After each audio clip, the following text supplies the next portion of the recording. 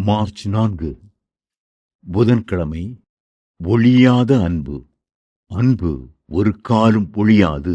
1 கொரிந்தியர் 13:8. வேத புத்தகத்தை அன்பின் புத்தகம் என்று நாம் அழைக்கலாம்.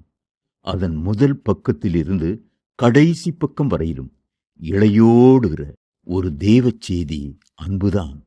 ஒரு பக்தன் அதை குறித்து சொல்லும் போது, வேதத்தை பிழிந்து சாறு எடுத்தால் அன்புதான் சொட்டு சொட்டாய் விழுந்து கொண்டே இருக்கும் என்றார். வேத புத்தகம் மனுஷருக்கு தேவனால் அளிக்கப்பட்ட ஒரு பெரிய அன்பின் ஈவு ஆகும். அன்பு ஒரு காலம் ஒழியாது. 1 கொரிந்தியர் 13:8.